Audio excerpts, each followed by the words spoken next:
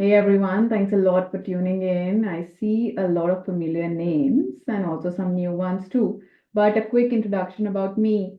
I'm Poorvi, I'm a VP at Elevation Capital. I look at B2B and SaaS, B2B SaaS and AI investments at the firm. And I, along with my team, spend a lot of time across stages and spectrum of generative AI and how it's changing the current landscape. Some of them are there on the call. I see Satya, Shambhav, Adit, and Astha. So if you'd like to connect with any of us, please feel free to reach out. But very excited to kickstart this conversation with Madhukar. Madhukar, thanks a lot for taking out the time today. I'm personally very excited about the conversation because it also encompasses a few things that we've been talking for a bit. Uh, Also, to highlight, Madhukar is a SaaS campus captain, an initiative we started early this year to help early stage founders in India in their go to market motion. So we publish case studies, we publish playbook, invite a lot of experts like Madhukar to share learnings with founders across a variety of topics.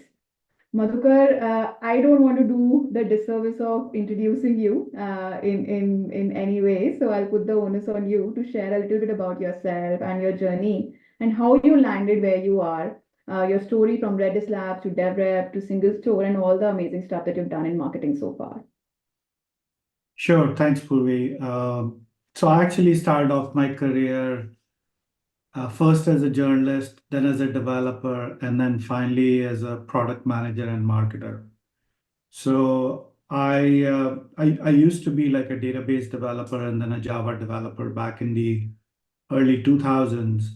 And then when I got to the Valley, I started working for very small startups like Zora, which was very early at that time, and now of course it's 12 years old and it's also IPO'd and all that. And then eventually I ended up working for Oracle, where I ran their product strategy, and then for all CX.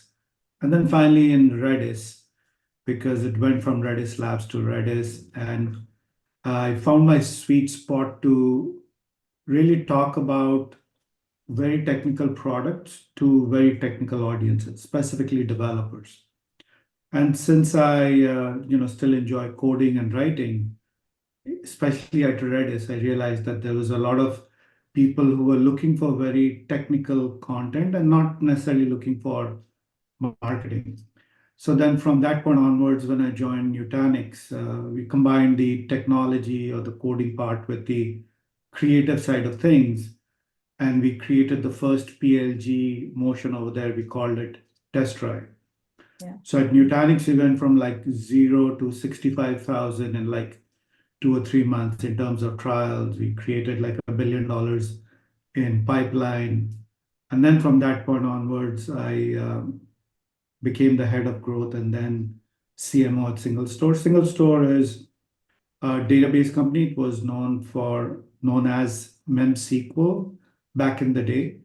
And today it has grown into like an enterprise, I would say combination of Postgres plus maybe Pinecone as well as Snowflake. So it does both transactional as well as analytics workload. And here I've been the CMO for a little less than 2 years.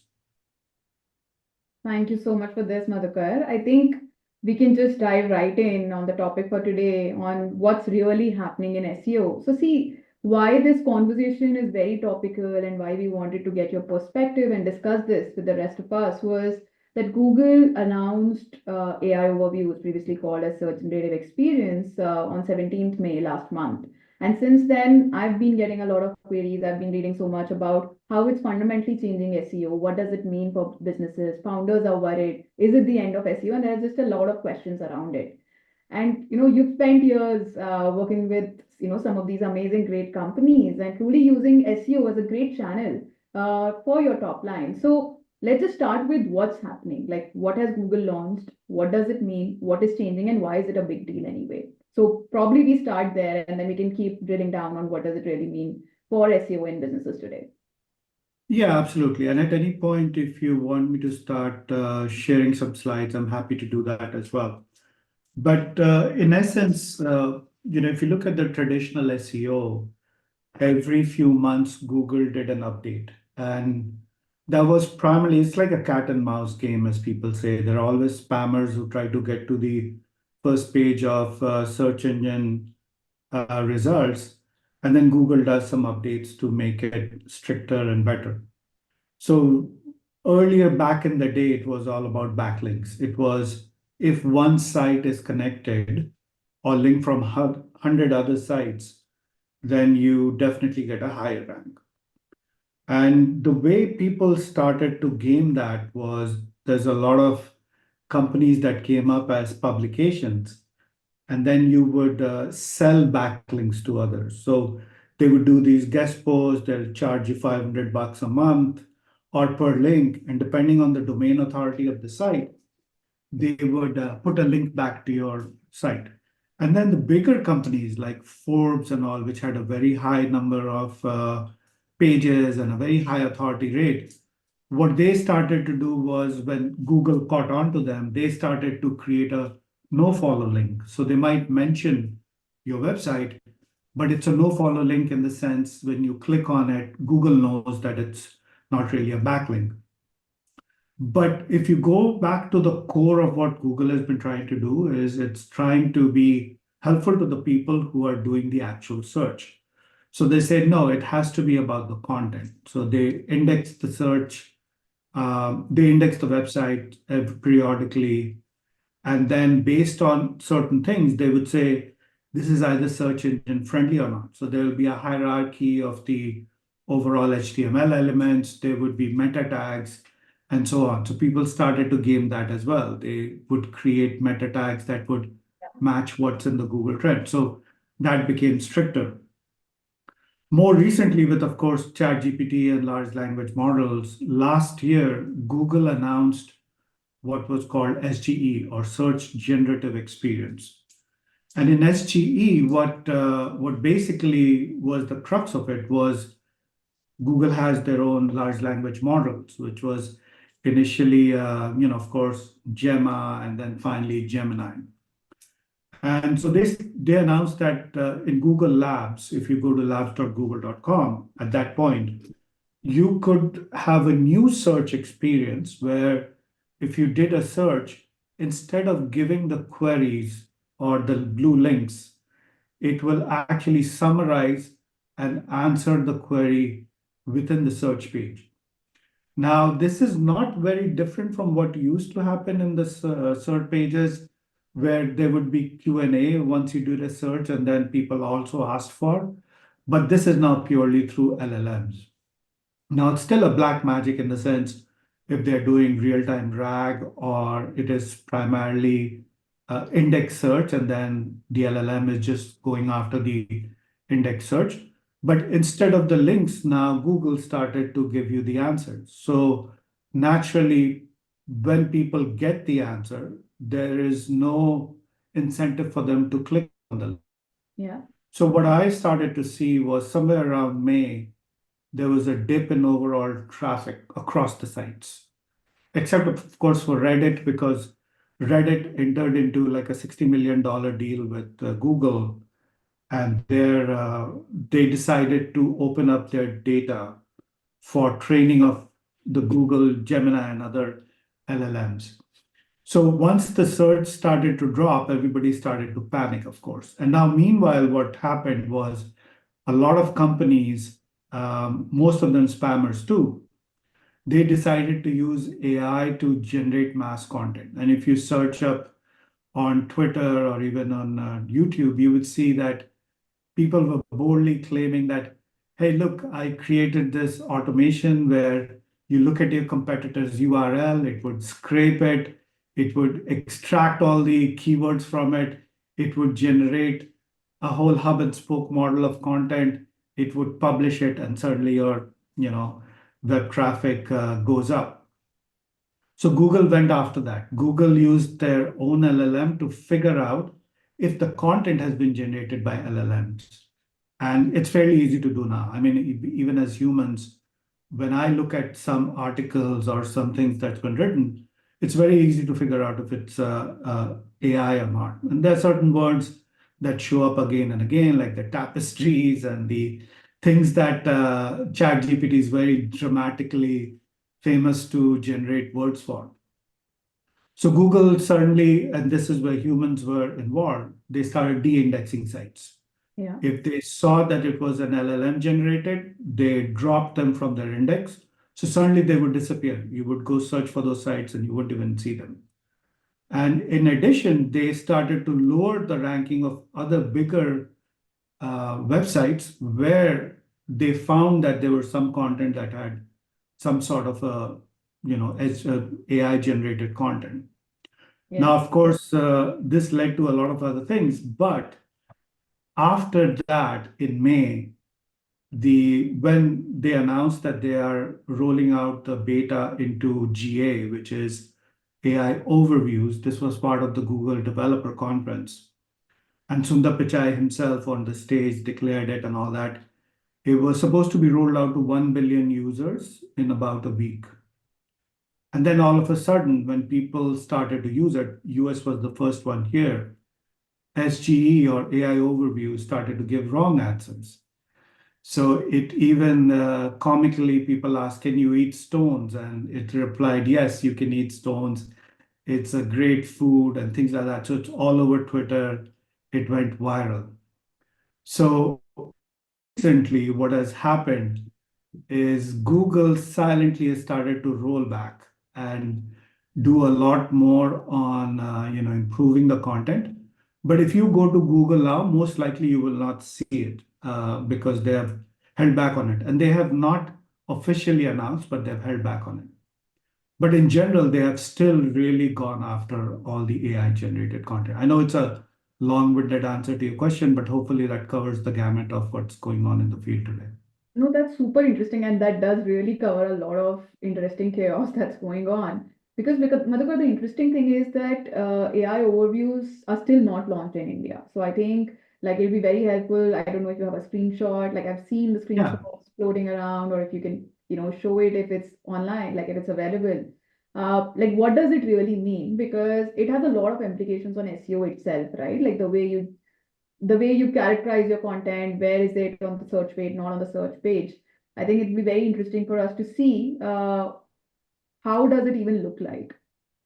Yeah, absolutely. Yeah. So again, just for people who just joined, this is kind of a very high level overview of the timeline. In January, the SGE was announced, which is Search Generative Experience. It was in Google Labs.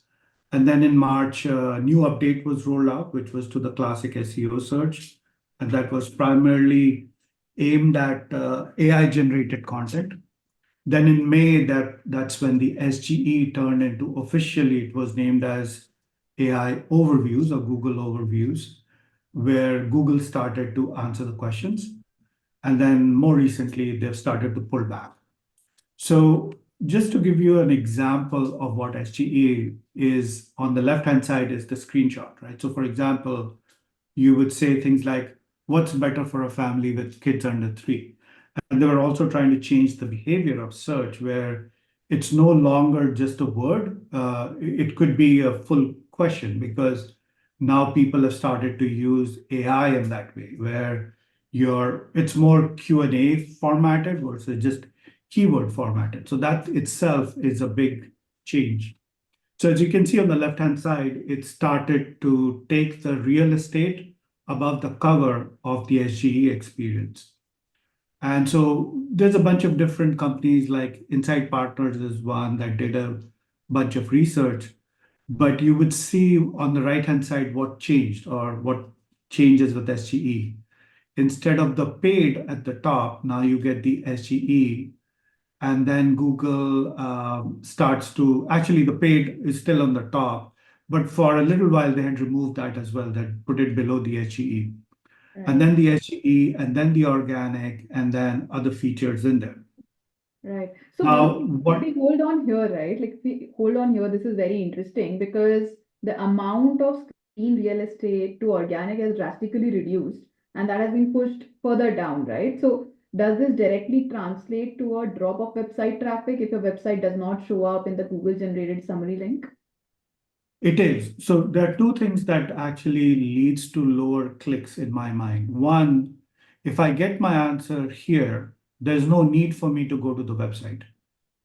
And two, the organic site that is now almost below the fold, as you can see, I can only see one and a half of it. Yeah. That too, what people found out when they did the research is that only 57% of these results were what was on the top 10 results of the classic Google search. So even this has changed. So anybody that is genuinely doing or trying to drive more traffic is not even here overall. Hmm. That was the big change. Got it. So, anyways, this is like a much more quantitative analysis. I just looked at it. Happy to share my screen as well. But I started to see in general, like the very small startups or the startups that are just trying to make a name, maybe they haven't even reached a PMF. They started to plateau around Feb, March. And in April, May, if I really zoom into it, there was a slight dip. Hmm. But the same traffic, if you look at Reddit, that has gone up. Uh, Interesting. so what were the after effects like I talked about? A lot of sites were de-indexed. Here's an example of a site that was gaming the system with AI content, and suddenly you see that their traffic 10x in like a few weeks. Google caught on and then it dropped, and it's almost to zero because they de-indexed it completely. And then we talked about how, and at the same time, once AI overviews were announced, it started to give wrong answers. And now people have started to see SGE disappear in a number of different places. So it has been rolled back in a few. I will pause here and see if there are other questions. Then we can get back to some recommendations. Right. So, Madhukar, I think in this, so there are two things that are happening. One is I think we're also confused that Google is rolling out, rolling down, and we're still to see what the real impact is. But fundamentally, two things are happening. One is that at one spectrum, there are just so many AI tools, some very interesting ones as well, that are helping us produce more AI generated content, including ChatGPT and all the newer launches. While on the other side, if you use that generated content at scale, on our SEO, it's actually de-indexing us, it's downgrading us. So how are like companies even thinking about it? Because while the tools are supposed to help us with our productivity, it's actually detrimental to our SEO. So how do you fundamentally think about this conundrum? Yeah, so I feel the way a lot of companies or people have been thinking about SEO. Actually, before I answer that, let me add one other thing. There's an alternative to Google that has now come up. Google hasn't shared, but Google's traffic itself and revenue has anecdotally gone down. Yeah. And the reason for that is people have started to use things like more like knowledge management, which is perplexity. For example, when I am looking to do research, I either use Tably or I use Perplexity. And the reason for that, or even for that matter, Copilot, Microsoft, which is still OpenAI. And the reason for that is it will give you the answer, but it will give you the citations right there. So it is very transparent in the sense, yes, it gives you saying, okay, here's what I think is the answer to what you're asking. But at the same time, here are the links. And the links are on top of the answer. So you decide to choose what you're doing. And if you listen to all the things that the CEO Arvind talks about, it is a new way of doing search. So the classic SEO is changing. So where I'm going with this is the recommendation. The recommendation is when AI came about, everybody, and I did it too for the first few days, was blindly copy whatever ChatGPT generates, and that becomes your content. But now imagine if millions of people are doing. There's one thing about marketing is that if everybody is doing the same thing, it is no longer effective. Yeah. So if you and I are building the content on the same topic and it's exactly the same thing, what makes your topic better than mine or differentiated than yours? And so the answer really is if I'm a B2B SaaS, and that's where my experience is, it's in the product. It's not in the content, it's in the product. And it's my personal view on that content versus what ChatGPT is giving me. So I have always, and this is what I realized and then came back to it, was it is not the content anymore. It is who writes that content. And if it is in the honest voice of the founder, the product creator, and it genuinely talks about the product in an authentic way, it's always going to be better. The second thing that both Perplexity as well as SGE is never going to be able to do is to replicate the trial search engine. So they will have to give you a way or the to the search user to say, okay, here's the link to go try out the product yourself because that's your app. So that should be the main KPI of how you are doing with your audience versus looking at just the traffic of people coming to your website. So my advice to people is ignore the traffic. Look at the real KPIs that matter. Are people coming and trying out the app? And if they are trying out the app, are they staying there or they're bouncing back? Because once they are using your app, now it's a first party data and you have control over the identity and the experience, which is what truly matters, right? So that's one. The other thing I would say is definitely focus a lot on user generated content in the sense if other people are talking about you, whether it's in Reddit or whether it's in Hacker News or whether it is in Quora, focus on that and try not to pitch yourself, but at least mention the name of your company. That gets automatically ranked and picked up. And then people will organically search for you to get to the URL and then come to the URL. And then the third thing I would say is the second largest search engine after Google, even today, is YouTube. And people highly underestimate that. I mean, just to give our example, we started to focus on YouTube. We started doing webinars, and the webinars were doing really great. But what we realized was that it was behind a sign up page, and I really wanted everybody to get access to that because it's also brand awareness. So we started posting on YouTube, and in fact, we had so much of content that we started to put out at least one a day on Google. And that has taken up like a hockey stick. But more importantly, now 5%, 5.6% of all traffic coming to our website is through YouTube. And that is every single day. And those, so now we are focusing on working with YouTubers who make videos on our behalf or they would sponsor it. And it's very fully transparent. And we are seeing a lot more traction over there as well. So those are a few things I would say we've started to do. And again, just like any other thing in marketing, once everybody starts doing it, you'll have to find something differentiated. No, that makes a lot of sense. I think there are a lot of interesting snippets and tactical advice in what you just said.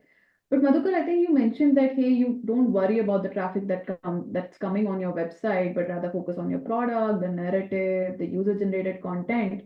But how do you think about brand discovery now? Because if search is changing and generative search is sort of coming in, then how does it impact brand discovery on Google? And that's a fundamental question most brands have. Yeah, so I would say if you're trying to create brand awareness, it really depends on what stage you are and how much you're willing to spend on that, right? Because brand awareness is very different game. SEO is a very different game. I I was very much against paid advertising initially, but I do feel you need to, the way I think of it is, it's like an aura that you create around your brand. So you don't want to force your brand on people. You want people to discover your brand, and then they should have the control over doing what you do.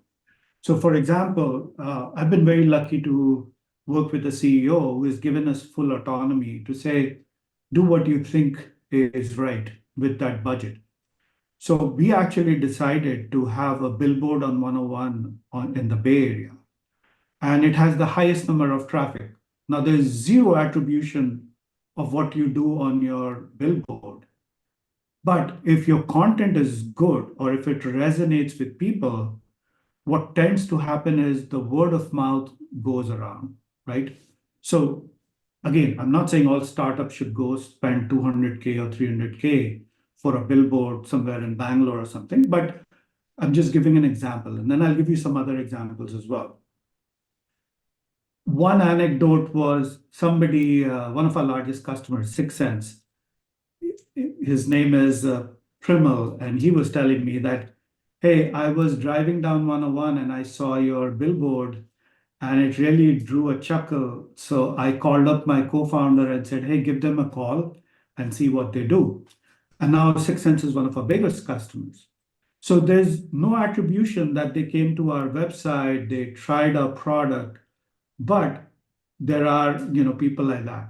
Another example would be what you do on LinkedIn or what you do on Twitter.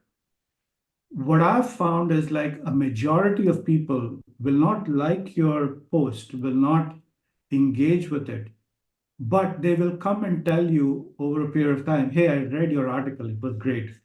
And I actually ended up doing something and I have a question related to it. So that's the second thing, right? And I'll give you another story related to that. So similarly, so that's of course, free. LinkedIn is free, Twitter is free, but you also need to figure out what are the watering holes where your people or your audience hangs out. And then the second most important piece is, again, it cannot be very generic content. It has to be interesting. That's where the empathy comes in. If you are trying to sell to a developers, what are your pain points? How do you connect it to that? Be genuine, authentic, give something that's educational, useful. Then only it starts to resonate with people. So there's something called the rule of 250. One of the what is called in the Guinness Book, the best salesman in the world was the guy who used to sell cars in Ford. I forget his name, but he was selling like an insane amount of cars in a year, like 150,000 or something. So what he realized when he went to one of the funerals of his somebody he knew was that there were a lot of people at the funeral. So he asked like, "Hey, how did this guy know so much people?" And he was like, he was very popular, he was very helpful to people. And then he started asking other people like, "How many people did you get in your birthday?" or "How many people did you get in the funeral?" He focused on those two. And what he realized is on average, everybody, one of us, know roughly about 250 people close to us. And if you like something or you dislike something, you go and tell all of these people. And that's the rule of 250. So what this guy used to do would go out of his way to help the customer or anybody who shows up in his parking lot. He would remember the children's name. He would write a card to them. And he would then at the end say, look, I'll give you whatever you need, all the discount and stuff. All I ask is that you just give me a reference of one of your close friends who might be in the market and tell them your experience about me. So that was his secret. And that still applies in brand awareness today as well. Now, the last thing I would say is let's say you're starting a company and nobody knows about it. It has to be a combination of both organic, interesting content, but a little bit of paid. You have to control over your branded keywords. So even today, I had gone from, my predecessor was spending millions of dollars. I brought it down to zero. But then I realized that other people were bidding on SingleStore. So if you were actually genuinely looking for SingleStore, you would end up on a competitor side. So that's an absolute no, right? You have to at least protect your brand. So when you start to do things like paid search on both your brand versus your competitor's brand, that's an engine. It will give you some backwards people coming to the site. That's okay. And then eventually your organic will catch up. So then your paid should go down. So it's a rubric. You start with paid depending on what stage you are, but you do it economically, have really good content, useful content and call to action.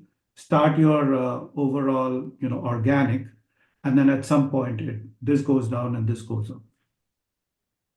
Got it. Got it. No, that's very interesting because that touches upon a lot of discovery, like what you can do for your brand and also just in terms of how do you spend your marketing budget.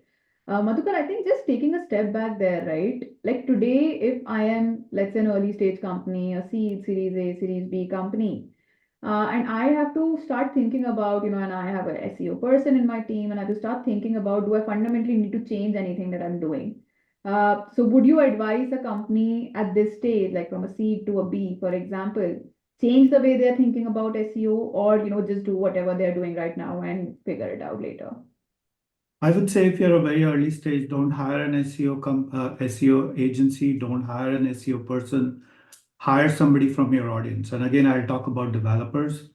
I do this all the time, even though I'm in marketing. My first hire should be an engineer, even if that engineer is writing product content, is writing applications, is writing things to automate stuff within the marketing organization.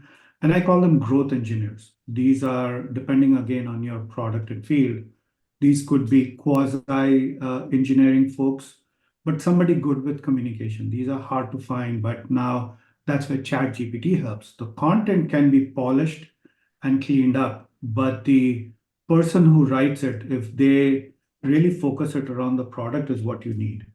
And then I would really focus on the first few users who come in, like understand their pain points, understand their journey. And this has to be all manual initially. Then have them suggest the content, write those content, do those, really hand-to-hand combat before even you start thinking about SEO. It's kind of a controversial thing. I would say don't worry about traffic and SEO for at least the first year. Focus on the product, focus on the content associated with the product. And this is why you need to hire somebody from the audience, somebody who uses the product, loves the product, gives you the feedback, and writes about it, both on their personal, social media as well as for the website. Got it. Got it. So now let's assume that I've crossed that chasm and I'm like a relatively late stage company. I'm like a DE company. I have started doing something on SEO. And if a company is already executing a strategy on the older algorithm, should they change their course, do something differently given the entire AI updates? No, I think the only thing I would say is don't copy and paste from ChatGPT, right? But use AI to do your keyword research. Hmm. So at some point, you would need somebody who is doing competitive research, is trying to figure out, what others are doing that works and what others are doing that do not work, and then mold it to your company's strategy and product. So definitely, I would still have SEMrush or Ahref, but the real key part, and this is the bringing creativity and technology together, is to find the niche around the content that people are searching for. The content doesn't exist, or the quality is super bad, and what there is, and somehow connects it back to your product. That is the true point where once you figure that out, you start hammering on it over and over and over again, right? And so the other thing is, of course, whatever is topical, like if everybody wants to talk about AI and you're talking about user testing, nobody's going to talk to you. But at the same time, if you somehow manage to connect it through your product and then find the content, then it helps. I would say the thing that remains constant and will remain constant with AI is really good quality differentiated content. Nothing else. It's not the volume, it's the quantity. Sorry, it's the quality. Got it. Got it. No, that makes a lot of sense. And Madhukar, I think I've gotten a lot of questions as well on the chat from the audience, and a lot of questions also came in during RSVP. So I'm going to take them one by one. A few we have already covered, but a few probably are remaining. So I think one of the questions that had come up, from the audience during the RSVP was that how do you measure impact from SGE quantitatively? So is there a way for people to figure out how much they will be impacted? What does that quantitative impact might look like? Yeah, I think before you measure the impact, I would ask the question, what is important to you? Are you, is pipe important to you? Is the website traffic important to you? Is the number of people taking your trial important to you, or people who are paying you important to you? And once you figure that out, and hopefully it is the revenue, then I would focus on that. Everything else is noise, right? So you can create a funnel, and actually, I don't believe in funnel anymore. Funnel is a lot of froth on the top, and then it becomes better and better, and then it becomes qualified at the bottom. And I would say, and I wrote an article about it, is instead of the funnel, create a cylinder. You should have high quality people at the top and high quality people at the bottom. And that's a very different strategy in the sense, focus on the right people. Don't focus on 100,000 people showing up on your website and then going away. Focus on 10 that shows up and 9 of them buys your product. So if your goal is to create awareness, go spend more money and you'll get a lot more awareness. If your goal is to actually get PMF, then it's a different thing. You go to your users, do hand-to-hand manual stuff. And if your goal is revenue, zero in on your ICP, create like a pipe, and then individually as founders, reach out to them on LinkedIn, get them to try your product, get their word and advice, and move them into your, closing. So I would say it eventually comes down to that. It's as simple as that.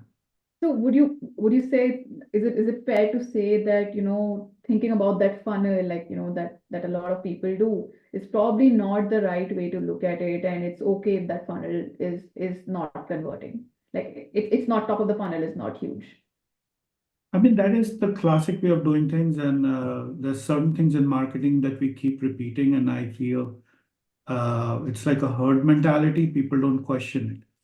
To me, the funnel, I've stopped doing funnel, like I said, but it was very late in my career that I realized, because that also causes the friction between your sales and marketing, because marketing is saying, hey, I did all these MQLs and I spent $1 million and I got like 100,000 MQLs or marketing qualified leads.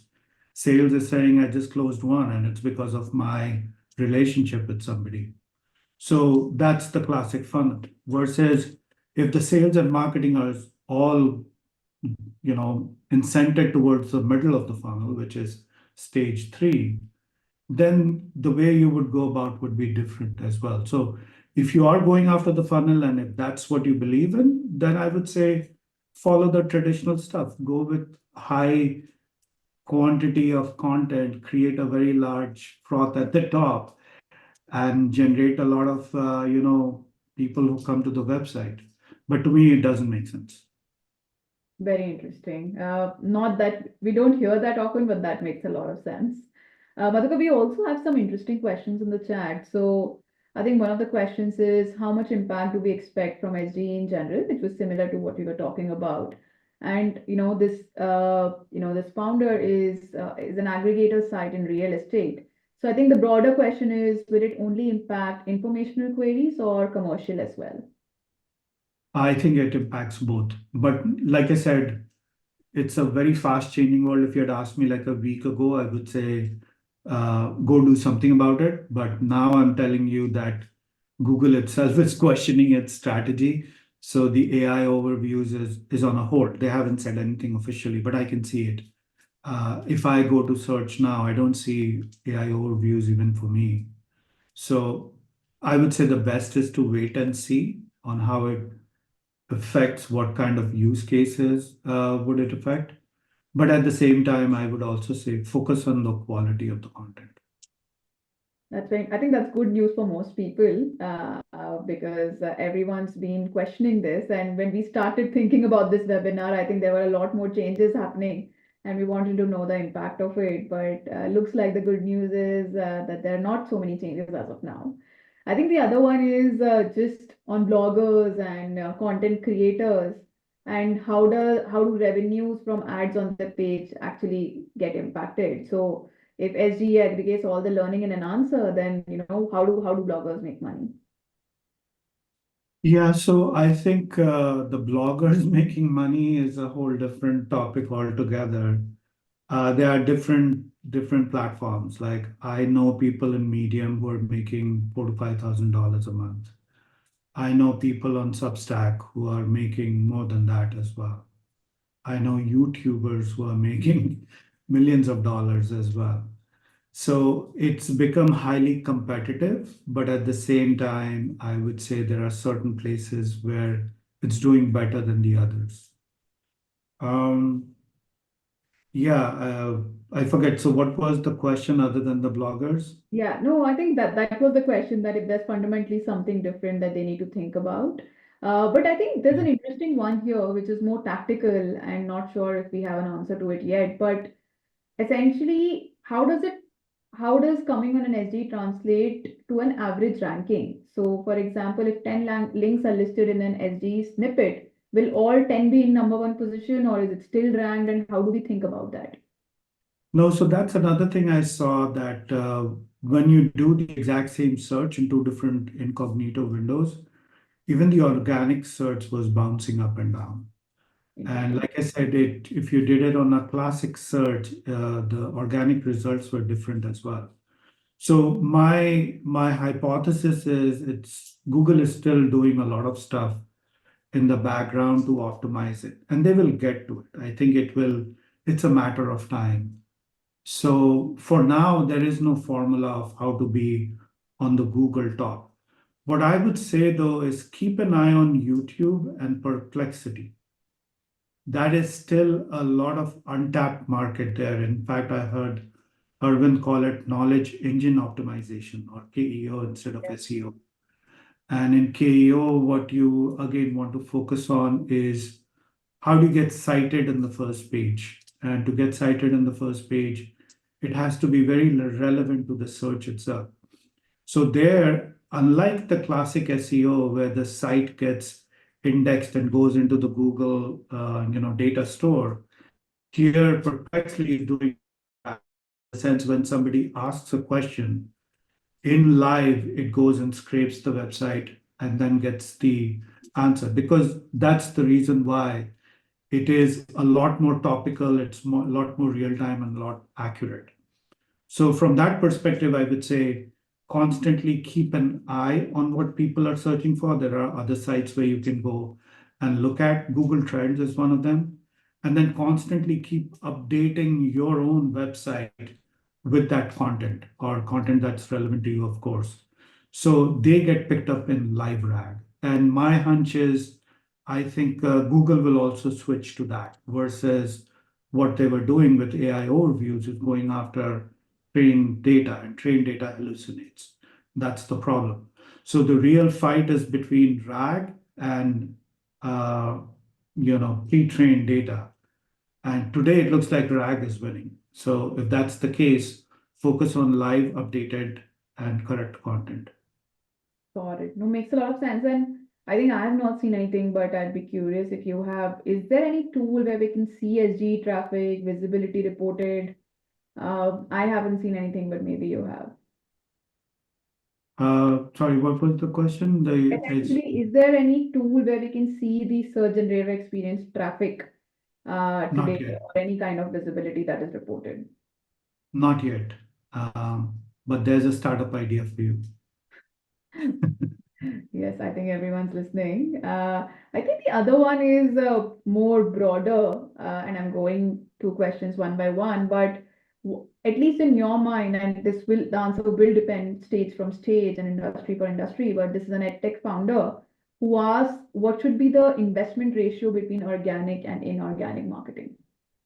Yeah, that's a really good question, and I would disappoint that person by saying it really depends on you and your strategy.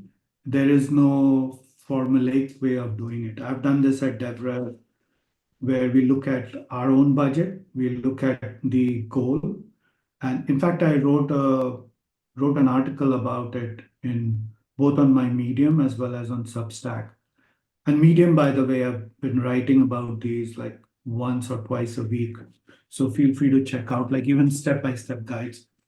So typically what I do is I would say start from the goal. let's say you're trying to get to $25 million and you already have an investment. So how much have you allocated that for growth? Then within that, I would say in that growth, decide what you want, whether it's more signups or more traffic, whatever it is. Look at the cost of acquisition, look at the bidding of the keywords, and then do allocation based on that. I started off, like I said, zero paid, and then 100% we were focusing on quality. And then eventually we have gotten to about 20% paid. But I've seen startups that really want to create a big splash where they would spend 80% on paid, 20% on organic, and then year over year, that 80% will become 60, then 40, and then 20. And then your organic spend goes up as well. So a lot of it depends also on your cost of acquisition, which channel.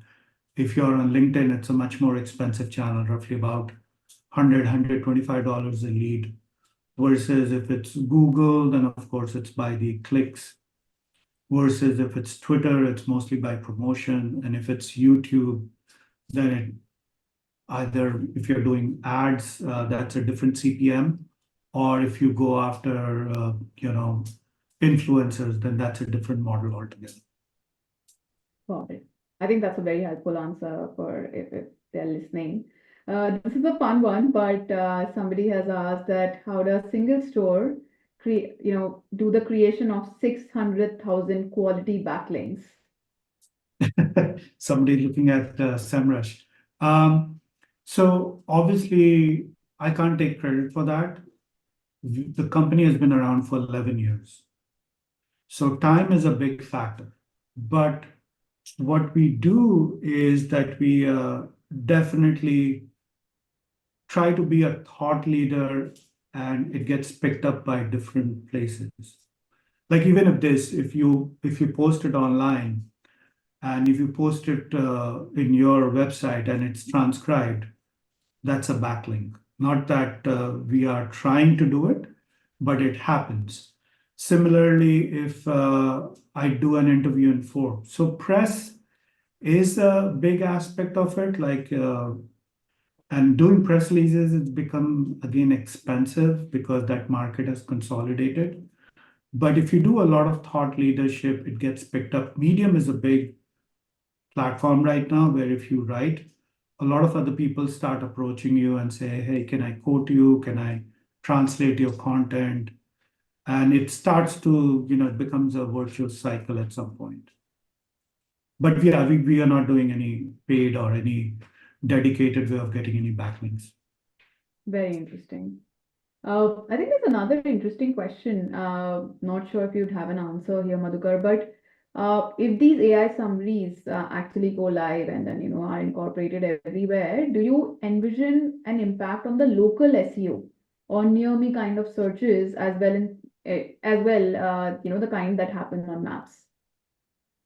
Yeah, I mean, Focus a bit on that. So that's a very interesting question. yeah, and honestly, I feel Perplexity is much better at that. Even locally, I could say, hey, based on my location and Mountain View, what's a good place to eat for spicy food? And it will do that. There also, I think live RAG is winning over trained data because trained data is point in time. So I don't know how it's going to affect local search, honestly. But I think it goes back to the principle of live updated content that is relevant to what people are searching for. Got it. No, that makes a lot of sense. I think another question is that how I think this is an interesting one because there are a lot of listing products, right? And there are a lot of companies built on just listing. So do we envision those companies to still get built? Is anything going to change? Do they need to worry about anything? I mean, if we are still talking about Google search, it will depend on the authority, the site authority of that. Yeah. The listing sites also have their own hierarchy. Like if you are in, let's say, B2B, trust radius is good because they have live people who review. So these are humans who are reviewing, paid or not. That gets picked up by Google. G2 is another one. Gartner peer reviews are others. But then there's like 100 or maybe thousands of others that are just listed there, but their authority score is really low. To them, I don't know if it's useful, if it shows up or not. Um, yeah, that's what I would say. Got it. I think this is again an interesting one, but uh, somebody asked that how can we increase US website traffic when most of our current visitors are from India? I think that's a thing for all Indian founders building from India. I would say first and foremost, don't worry about if your visitors are from India or from Philippines. If they are coming and finding you organically, there's something there. I would build on top of that. I'll try to understand who these folks are and then create a lookalike segment for them. So I would say definitely give it a try. There are tools like factors.ai. Yeah. Again, 6 Sense, that's more enterprise, so more expensive. But look at, I always look at existing data first and then create a lookalike segment. And then I honestly feel LinkedIn is a great way of reaching out to people. So there's another tool called Dripify. And this is another article and webinar I did.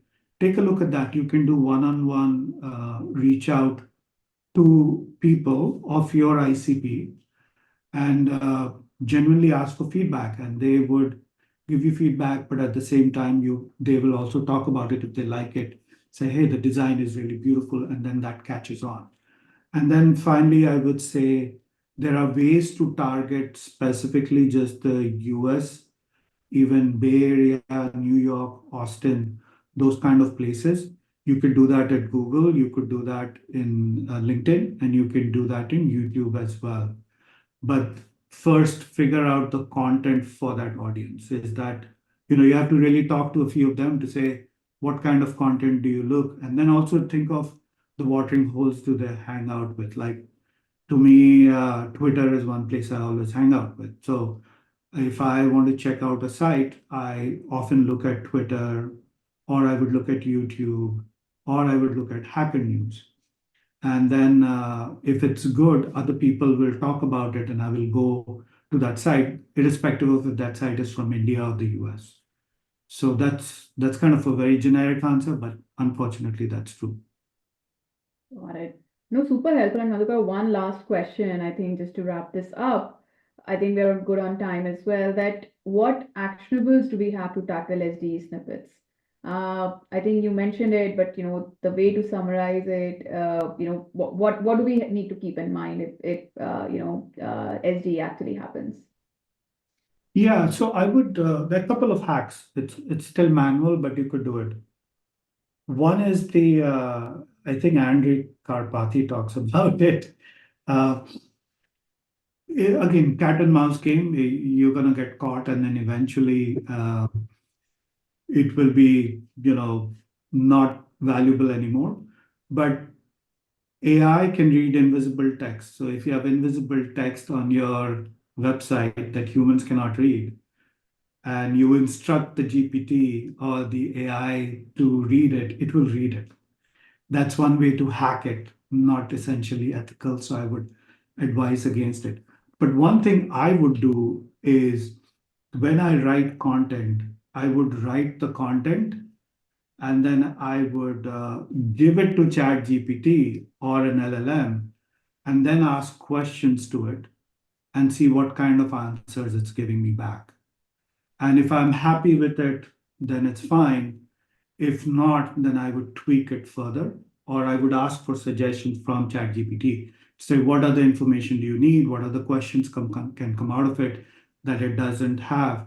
And then I would make it more comprehensive before I publish it. So you cannot really influence the response of ChatGPT or LLM because it's pre-trained. But again, you can influence your own information based on what you think other people will ask. And you can do little experiments by using RAG to just do your own test and then continue to tweak on that content. Amazing. I think I didn't think of that, but I think that's super interesting to just keep on asking questions to your own content and fix it till it's not fixed. Yeah, it's like testing. Yeah. Madhukar, thank you so much. I think super helpful, and I think everyone on the call has been super engaged as well. We had a bunch of interesting questions, but really appreciate you taking out the time and chatting on this with us. Thank you so much. Yeah, absolutely. All right. Talk Thank to you you. then. Thank you.